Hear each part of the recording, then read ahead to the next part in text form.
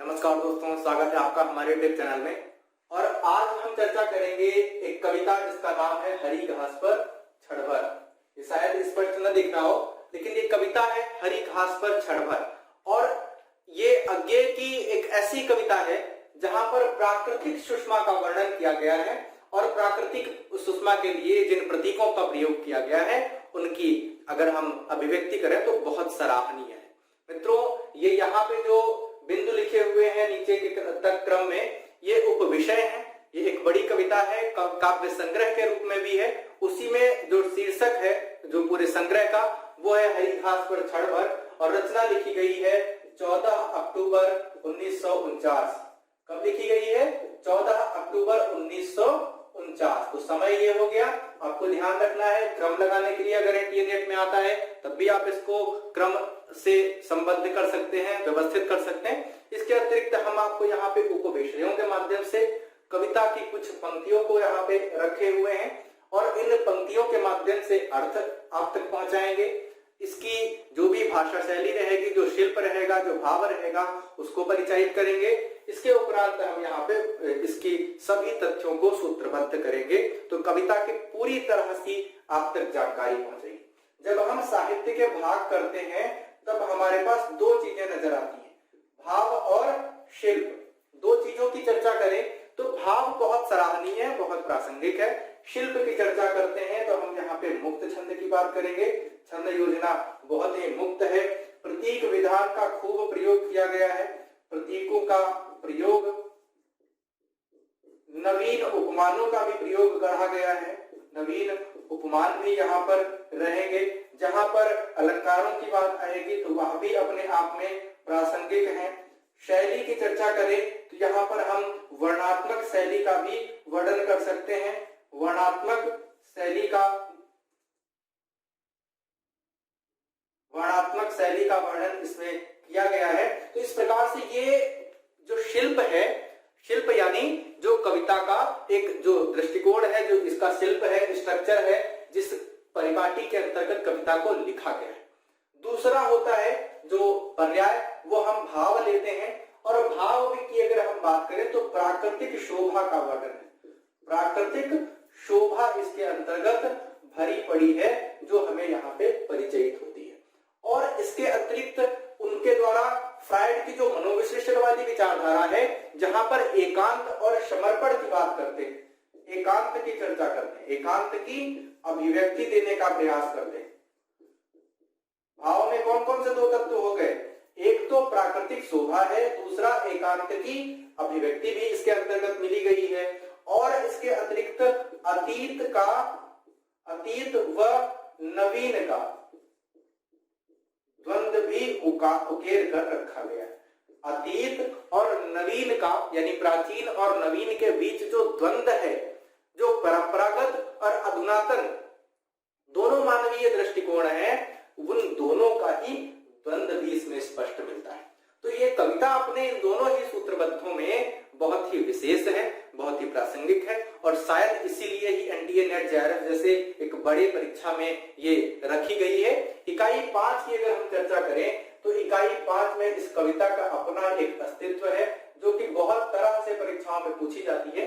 हमने अज्ञे से जुड़ी हुई बहुत सारी कविताएं आप तक पहुंचाई हमारे चैनल में। जो भी इकाई 5 है उसमें एक एक कविता, एक एक छंद पर हम चर्चा करेंगे, एक एक रचनाकार की समग्र कविताओं और रचनाओं पर, संग्रह पर बात करेंगे। तो मित्रों, इसके लिए आप उस पूरी प्लेलिस्ट में जाकर के सारे वीडियोस देख सकते हैं। देखते हैं उपविषयों के माध्यम से किस प्रकार कविता को गढ़ा गया।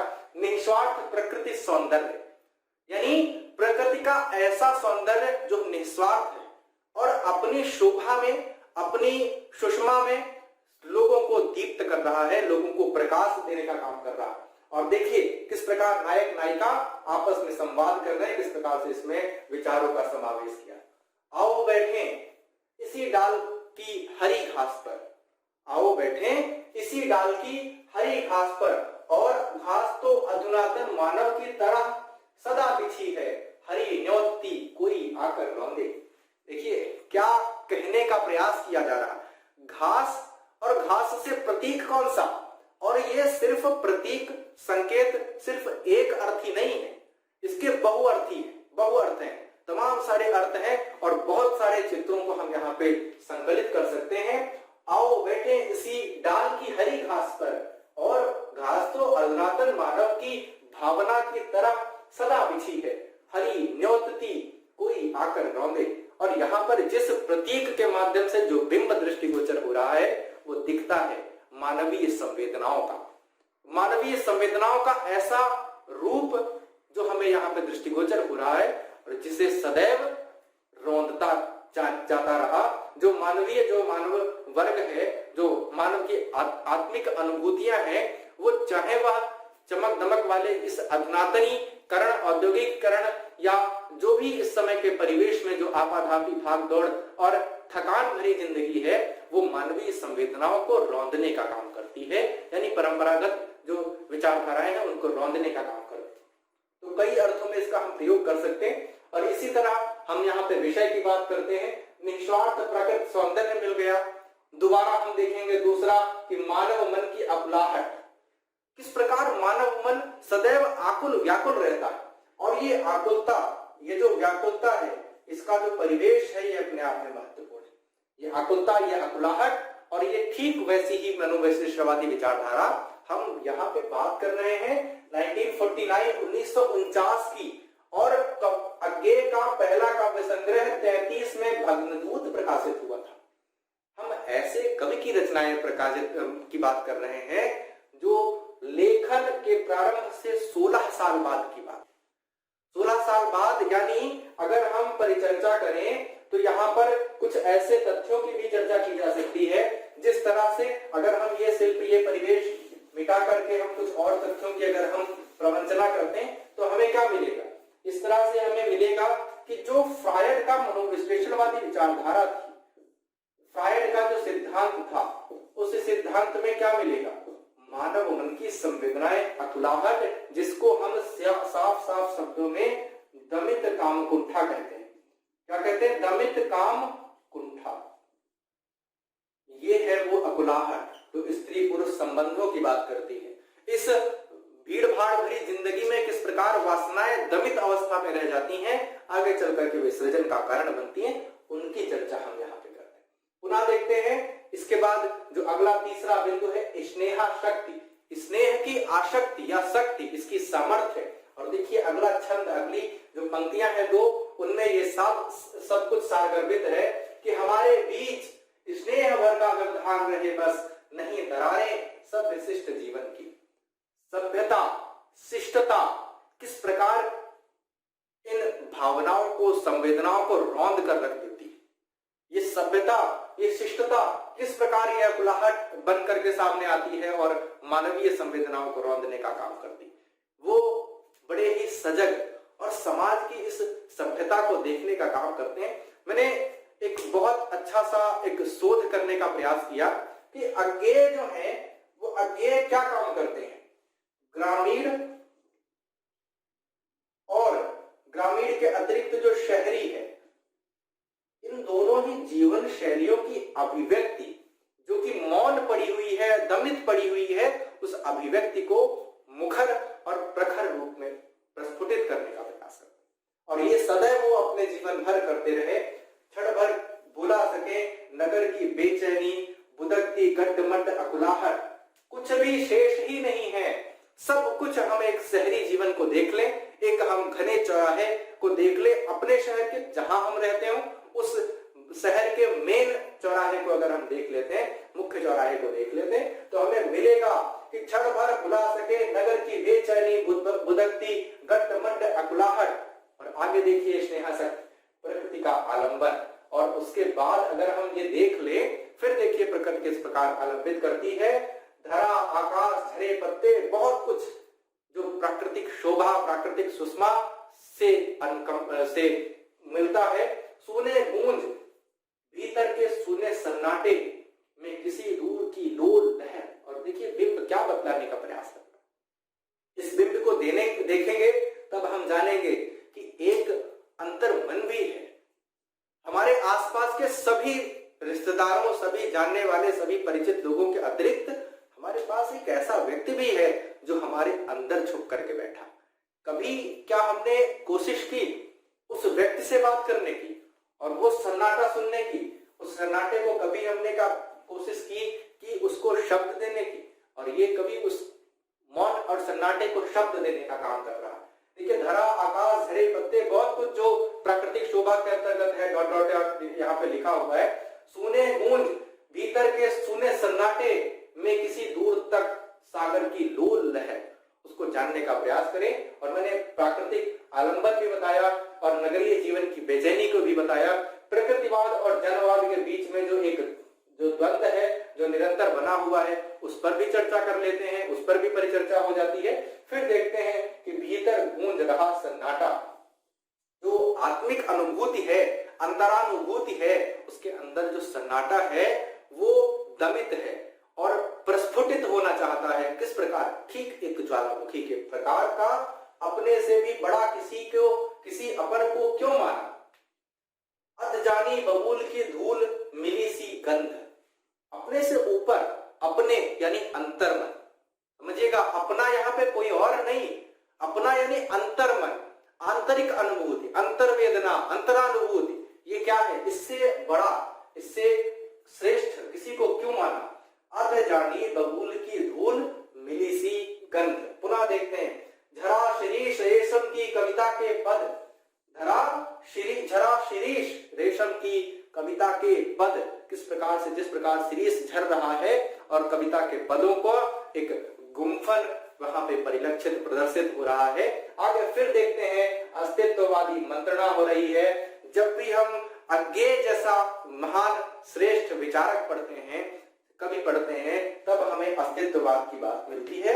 जैसे ये फ्रायड का सिद्धांत है, ठीक वैसे ही यहाँ पर हमें अस्तित्ववाद की भी उतनी ही अस्मिता मिलेगी, अस्तित्ववाद की उतनी ही विचारधारा मिलेगी जितनी हमें इसकी मिलती है। फिर पुनः देखते हैं, अंगुल अंगुल नाप नाप कर तोड़े तिनकों का समूह, अंगुल अंगुल नाप नाप कर। अब देखिए, नदी किनारे रेती पर बित्ते भर की छाह आड़ की, अंगुल अंगुल नाप नाप कर तोड़े तिनकों का समूह। किस प्रकार बहुत महीन महीन विचारों के साथ, महीन महीन क्रियाकलापों के साथ और छोटे छोटे भागों में हम प्रकृति का स्नेह प्राप्त कर रहे हैं। हम पंत जी को भूल भी सकते हैं अगर हम इस कवि को की प्राकृतिक शोभा का प्रस्फुटन करें या पढ़ें।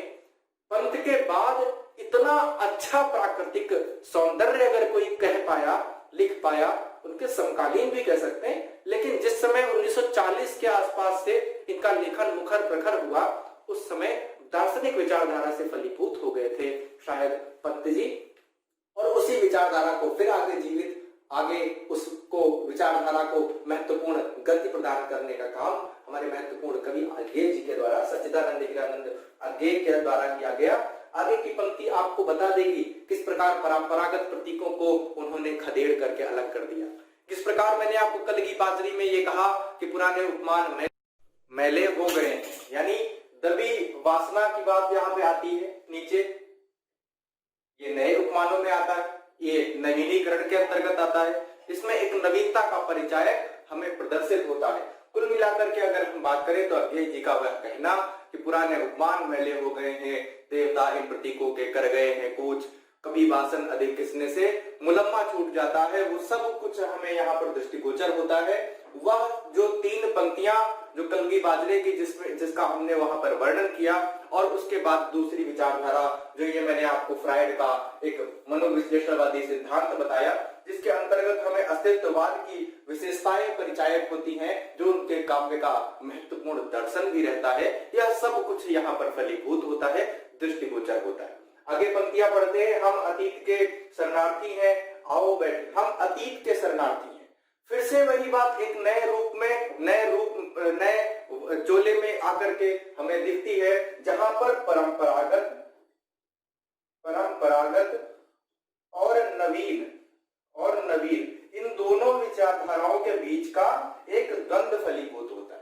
परंपरागत और नवीन, हम अतीत के शरणार्थी हैं, यानी हम अतीत को लेकर के चल रहे हैं। प्राचीन का भी हमारे एक विचारों में, हमारे जो जीवन शैली है वहां पर उसका प्रभुत्व है, और वहां पर हम फिर से एक नवीनता का भी परिचय कर रहे हैं। तो दोनों ही विचारधाराएं हैं। परंपरागत विचारधारा, परंपरागत एक रूढ़ और दूसरी नवीनता, ये दोनों का ही समावेश हम कर रहे हैं। फिर पुनः आगे, आओ बैठे इसी क्षण, आओ बैठे क्षण भर, यह क्षण हमें मिला नहीं नगर सेठों की फैयाजी से। और एक ग्रामीण और शहरी परिवेश का रूप भी तो परिचायित होता है। ग्रामीण और शहरों ये कहते हैं कि यह क्षण हमें मिला है नहीं नगर सेठों की फैयाजी से। या तो हमारी अंतरानुभूति है, या तो हमारी आत्मानुभूति है, अंतर्वेदना है, अंतःमन की एक आवाज है जो कुंठा है, वह सब निकल करके, निखर करके मुखर और प्रखर रूप में सिद्ध होती है। यह क्षण हमें मिला है नहीं नगर सेठों की फैयाजी से, आओ बैठे क्षण भर तुम्हें निहारूं। और आत्मिक वेदना, आत्मिक प्रेम अभिव्यक्ति जो है वह भी निकल करके आती है, और यह प्रेम अभिव्यक्ति जो है वह फिर से इस परिवेश को धारण करती है। पुनः देखते हैं, कुछ यहाँ पर उपविषय लिखे हुए हैं। अतीत का विस्मरण, और वो कहते हैं कि अतीत का विस्मरण होता जा रहा है। अतीत की बहुत सारी बातें जो है वो अपनी परंपराएं, अपनी जो नीतियां हैं वो खोती जा रही हैं। ये नवीनता उसको ढक रही है। इसके बाद दोबारा से व्यक्ति की प्रतिष्ठा की बात भी होती है, और व्यक्ति की प्रतिष्ठा है कि आओ बैठे तुम्हें क्षण भर तुम्हें निहारूं, झिझक न हो झिझकना दबी वासना की विकृति है। और यह झिझकना, यह दबी वासना, आत्मिक कामकुंठा, यह पूरी तरह से सीधे सीधे फ्रायड के मनोविशेषतावादी सिद्धांतों को लेकर के आती है। अगर हम बात करें तो इसमें एक महत्वपूर्ण तथ्य ये भी हो जाता है, जो भी लोग उस समय के उपन्यास, कहानी, साहित्य, जितना भी गद्य और पद्य दोनों लिखा जा रहा था, उसमें जो ये सिद्धांत फ्रायड का दर्शन जो धारण करते हैं, उसमें यशपाल, अज्ञेय, जयनेन्द्र हीराचंद जोशी, ये चार बहुत महनी और मुख्य नाम आते हैं। उसमें अज्ञेय एक विचार स्तंभ के रूप में है। फिर यहाँ पे पंक्ति आती है कि झिझक ना हो। यहाँ पे एक जो आधुनिक प्रेम है, माफी चाहता हूं, आधुनिक प्रेम है, वह आधुनिक प्रेम फलीभूत होता है कि झिझक न हो झिझकना दबी वासना की विकृति है। और इसके बाद में हम पुनः आपको एक सीमाहीन बंधनों की बात करेंगे, जहां पर किसी भी प्रकार की सीमाएं नहीं रह गई, यानी अब आप सीमाएं लांघ चुके हैं। जो पंक्तियां हैं कुछ अभी यहाँ पर नहीं आ पाई, क्योंकि वह अभी अपने आप में महत्वपूर्ण थी। हम पुनः उनको किसी दूसरे मात्र उससे पढ़ते हैं। धीरे धीरे धुंधले में चेहरे की रेखाएं मिट जाएं, धीरे धीरे धुंधले में चेहरे की रेखाएं मिट जाएं, केवल नेत्र जगे उतने ही धीरे। देखिए यहाँ पर प्रेमानुभूति और उसका बिंब परिघटित हो रहा है। नायक नायिका आपस में संवाद कर रहे हैं, एक दूसरे के मध्य प्रेम की का ज्ञापन कर रहे हैं, अभिव्यक्ति कर रहे हैं, और उससे एक नए प्रकार की विचारधर्मिता यहाँ पर हमें फलीभूत होगी। केवल बना रहे विस्तार हमारा बोध मुक्ति का, केवल बना रहे विस्तार हमारा बोध मुक्ति का, सीमाहीन खुलेपन का ही। सीमाहीन खुलापन कौन सा? ये जो विचारधारा है, ये नवीनीकरण है, मॉडर्निटी है, आधुनिकता है, यह सब क्या चाहती है? स्वच्छंदता, स्वतंत्रता। हम 1949 में जी रहे हैं, जिस समय ये कविता लिखी गई, हम 2 वर्ष हमें आजादी का हो गया, और ये आजादी का स्वाद सिर्फ आजादी यहाँ पर हमारे देश को ही नहीं मिली, अंग्रेजी बंधनों से नहीं हुई, हमारे विचारों की भी आजादी थी, हमारी स्वतंत्रता, हमारी आत्मानुभूति, अंतरानुभूति की भी आजादी थी, वह भी स्वतंत्रता थी, वह भी सीमाहीन बंधनों से अब निकलना चाहती थी, वह भी अब सीमाहीन होना चाहती थी, यानी वह अब इस प्रकार से खुलना चाहती थी कि उसको सीमित या परिमित या बांधने वाला कोई ना रहे। पुनः देखते हैं 2-3 पंक्तियां और हैं, जिसके माध्यम से कविता को और विस्तार देने का प्रयास करेंगे। कि देखे हैं क्या कभी घास पर लोट-पोट होते सतमैये शोर मचाते? देखे हैं क्या कभी घास पर लोट-पोट होते सतमैये शोर मचाते? कभी भी आपने घास पर लूटते पोटते या उसके प्रति अपनी अंतरानुभूति ज्ञापित करते हुए घास के समक्ष अपना सर्वस्व न्यौछावर करते हुए, यानी क्या?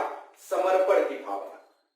समर्पण की भावना हमें अज्ञेय के काव्य में कई जगह मिलेगी। कुछ शब्दों से अगर हम परिचय करें तो हमें समर्पण मिलेगा, एकांत मिलेगा, शांति मिलेगी, और कहीं न कहीं हमें प्रकृति का वह प्रेम मिलेगा जो हर जगह पंत ने भी तलाशा और जिसके लिए नायिका को नकार देने का काम किया। ठीक उसी प्रकार से यहाँ पर अज्ञेय जी ने भी वही काम किया, वही काम हमें मिलता है। और रहे बैठे तो लोग कहेंगे। देखिए ये एक नया दृश्य है, नया दृष्टि, अब तो नया नहीं रहा, लेकिन जिस समय ये बात कही गई उस समय तो नया ही रहा होगा।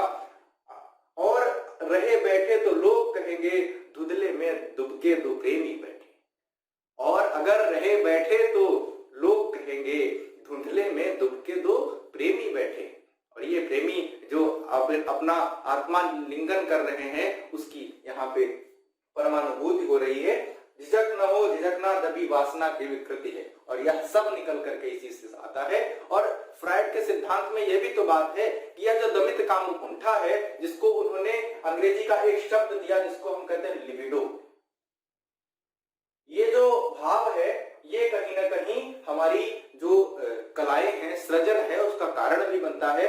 नहीं सुन रहे हम नगर के, हम वह नगरी के नागरिकों से, नहीं सुने हम वह नगरी के नागरिकों से जिसकी भाषा में अतिशय चिकनाई है साबुन की, किंतु नहीं करुणा। और फिर वही ग्रामीण, वही शिष्ट सभ्यता, वही शिष्टता, वही सभ्यता, वही साक्षर होना, पढ़ा लिखा होना, नगरीकृत होना, बाबूजी सूट बूट टाई लगा करके इस प्रकार से परिवेश में ढल जाना जहां पर बातों में साबुन की चिकनाई, साबुन की चिकनाई, जरा सी देर में सरक जाना, फिसल जाना, बात से दूर हो जाना, यानी बात की को गधे की लात की तरह कह देना। साफ शब्दों में कहते हैं कि ग्रामीण में शिष्टता पलती है विचारों की, ना कि बातों की, और नगर में बातों की शिष्टता पलती है। वहां पर करुणा जैसा जल आंखों में नहीं होता, आंखों में किसी प्रकार के करुणा के भाव नहीं होता। साफ साफ नगर और ग्राम के बीच का द्वंद्व उद्घाटित करते हैं, नगर और ग्राम के बीच का परिवेश उद्घाटित करते हैं। कविता के माध्यम से संपूर्ण की चर्चा हम कर चुके। यहाँ पर जो भी तथ्य कथ्य जो बताए जा सकते थे कविता से जुड़े हुए, उन सब तक हम आपको ले गए। ये अपने आप में बहुत बड़ी विचारधर्मिता है अज्ञे जी की। सीमित एक कविता के माध्यम से सब कुछ कह देना, मुझे तो नहीं लगता कि ये ऊंट के मुंह में जीरे की जैसी बात होगी। बिल्कुल ये इसी तरह का होगा, किंतु फिर भी ये कविता अपने आप में पूर्ण है। जिस शीर्षक से ये कविता, ये संग्रह छपा, उस शीर्षक का ही ये काव्य कोश मिलेगा हमें, ये कविता मिलेगी। और यहाँ पर ये लंबी कविता मुक्त छंदों में लिखी गई, जैसा कि मैंने आपको शिल्प के अंतर्गत बताया। मित्रों, ये पूरी श्रृंखला जो इकाई 5 की रहेगी, ये हम आपको इसी प्लेलिस्ट के अंतर्गत उपलब्ध कराएंगे। आपको यहाँ पे कुछ और वीडियोस मिलेंगे। एनडीए नेट के नए बैचेज स्टार्ट हो चुके हैं। टीजीटी पीजीटी असिस्टेंट प्रोफेसर, बहुत सारी परीक्षाओं के लिए नए बैचेज स्टार्ट हो चुके हैं। आप हमारे चैनल को ज्वाइन करें, गुरुचला एकेडमी। मैं प्रभात मिश्रा नित्य प्रति आपको इसी प्रकार की महत्वपूर्ण सारगर्भित और अर्थ गांभीर्य वाली जानकारी उपलब्ध कराता रहूंगा। बहुत बहुत धन्यवाद। आपका दिन शुभ हो।